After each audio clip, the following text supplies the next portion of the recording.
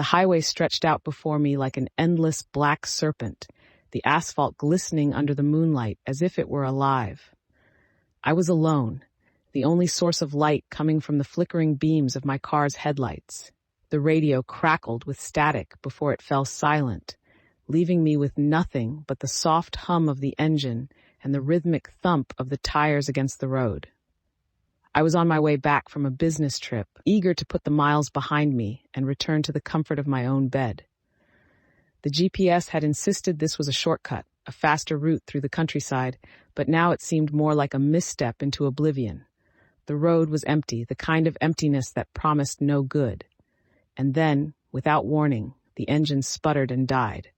The car coasted to a stop, a final shudder running through its frame like a sigh of defeat.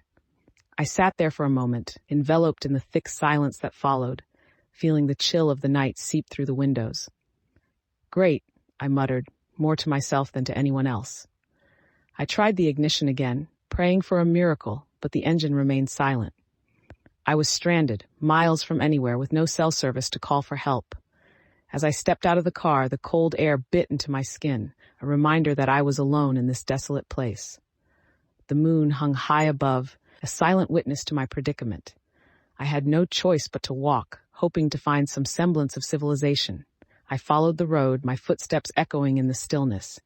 Every rustle of the wind in the trees, every distant cry of a night bird set my nerves on edge. It was as if the darkness itself was alive, watching me, waiting. After what felt like an eternity, I saw the faint glow of lights ahead. Relief washed over me, and I quickened my pace, my heart lifting at the prospect of finding help. As I drew closer, I realized with a start that the lights belonged to a town that seemed eerily familiar. The streets were deserted, the houses silent and dark, yet every corner, every building, tugged at something deep within my memory. It was impossible, yet undeniable. This was my childhood hometown, a place I hadn't seen in over 20 years, a place that no longer existed. I walked through the streets, my footsteps disturbingly loud in the oppressive silence. Everything was as I remembered, yet different, as if the town had been frozen in time, untouched by the years that had passed. There was the old bakery, the school, the playground where I used to play, all exactly where they should be. And then there was my house, standing at the end of the street with its peeling paint and sagging porch. I felt a pull, an irresistible urge to step inside, to confront whatever lay within those walls. The door creaked open with a hesitant push, the hinges groaning in protest. The air inside was musty, thick with the scent of dust and decay. The familiar creak of the floorboards underfoot sent a shiver down my spine as memories flooded back, each one more vivid than the last. I wandered through the rooms, my fingers trailing along the faded wallpaper, the worn furniture. It was all as I remembered, yet there was something else, something that lurked beneath the surface, a darkness that seemed to pulse with a life of its own. In the living room I paused, my gaze drawn to the couch where my younger self often sat, curled up with a book to escape the harsh realities of life. The room was empty, yet a presence lingered, a shadow of the past. And then I saw her, me, as a child, sitting there with wide, frightened eyes. She looked up, her gaze meeting mine, and I felt an icy tendril of fear coil around my heart. She was real, tangible, as if I had stepped back in time to witness my own childhood unfold. "Who are you?" she asked, her voice small and trembling. I'm you," I replied, my voice barely above a whisper. "I'm you, grown up." She looked at me, her eyes filled with a mixture of curiosity and fear. "Why are you here?" "I'm not sure," I admitted, feeling the weight of the years pressing down on me. "I think I'm here to help you, to help us." Her eyes darkened, and she looked away, her gaze fixing on the shadows that clung to the corners of the room. "It's not safe here," she said, her voice barely audible. "It's never safe." I felt a chill run down my spine, the familiar dread of those years resurfacing with a vengeance. I remembered the fear, the uncertainty, the constant walking on eggshells around a father who could explode with rage at the slightest provocation. The house seemed to close in around us, the walls pressing closer, the shadows deepening. I knew then that I had to confront what lay buried in the past, the memories I had tried so hard to forget. I took a deep breath and reached for her hand, feeling the chill of her skin against mine. "We have to face this," I said, my voice firmer than I felt.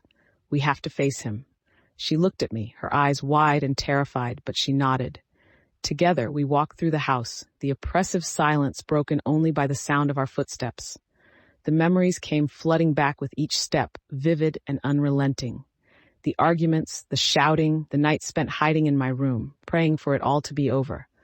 The father who was supposed to protect us, but instead became the monster in our nightmares.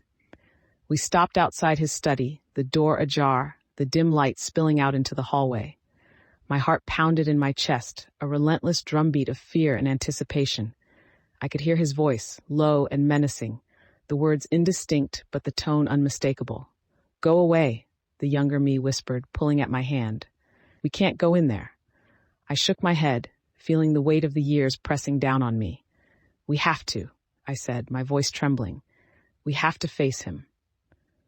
I pushed the door open, the hinges creaking in protest, and stepped inside. The room was just as I remembered, bookshelves lining the walls, the old oak desk cluttered with papers, and there, in the center of it all, my father. He looked up, his eyes locking onto mine, and I felt a jolt of fear run through me. He was exactly as I remembered, his presence as oppressive as ever. The younger me cowered behind me, her small hand gripping mine tightly. "What are you doing here?" he demanded, his voice a low growl. I took a deep breath, forcing myself to meet his gaze. "I'm here to put an end to this," I said, my voice steady despite the fear coursing through me. "I'm here to face you." He laughed, the sound harsh and bitter. "You think you can face me? You're nothing, just like you always were." I felt the familiar sting of his words, the old wounds reopening, but I stood my ground. "I'm not nothing," I said, my voice rising with conviction. "I survived you. We survived you." He sneered, but there was something in his eyes, a flicker of uncertainty. The younger me stepped forward, her small form trembling but resolute. "You can't hurt us anymore," she said, her voice small but fierce. "We're not afraid of you." The shadows in the room seemed to shift, the oppressive weight lifting as we faced him together. I felt a strength I hadn't known I possessed, a warmth spreading through me as the years of fear and pain began to fade. "You have no power over us," I said, my voice ringing with the truth of it. "We're free." With those words, the shadows receded, the room brightening as if a veil had been lifted. My father faded, his form dissolving into the air, leaving nothing but the faint echo of his presence behind. I turned to the younger me, tears in my eyes. "We did it," I said, my voice choked with emotion. "We faced him." She looked up at me, her eyes wide with wonder and relief. "Thank you," she said, her voice filled with gratitude. "Thank you for coming back for me." I knelt down, pulling her into a hug, feeling her warmth against me. "We did it together," I said, holding her close. "We did it together." As I stood, the house around us began to fade, the walls dissolving into mist. The town, the road, everything faded away, leaving nothing but the two of us standing in the moonlit night. And then she was gone, the younger me disappearing into the night, leaving me standing alone once more. The car, my car, appeared before me, the engine purring softly as if it had never stalled. I climbed in, the familiar scent of the interior comforting and warm. As I drove away, the road stretching out before me, I felt a sense of peace, a lightness I hadn't known in years. I had faced the demons of my past, and though the scars remained, they no longer held power over me. I was free, truly free, and for the first time in a long while, I felt hope for the future. The highway stretched out before me, a ribbon of possibility leading me home. And as I drove, the darkness lifted, replaced by the soft glow of dawn breaking on the horizon, a promise of a new beginning. As we wrap up today's journey into the uncanny, I find myself reflecting on the story we've just shared. Isn't it fascinating how the unknown can both terrify and enchant us? Growing up in Oregon, surrounded by dense forests and whispered legends, I learned early on that the line between fear and curiosity is often as thin as a spider's silk. Just like the time my friend and I sprinted from an imagined ghost in the woods, it's the thrill of the unknown that keeps us coming back for more. These tales remind me of my own adventures, like the time Shadow decided to explore our neighbor's apartment, leaving me in a bewildering chase. It showed me that sometimes the most unexpected paths lead to the most cherished connections.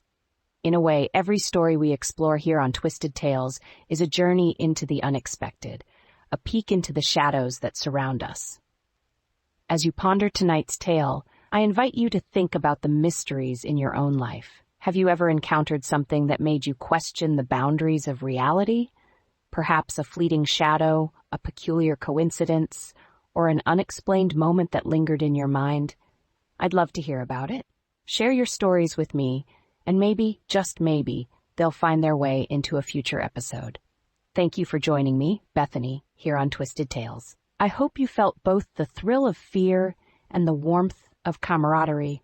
Don't forget, our next episode will delve into The House That Whispers, a story that promises to keep you on the edge of your seat. Remember, new stories unfold every Monday, Wednesday, and Friday. Until then, keep your light bright and your curiosity alive. Sleep well if you can.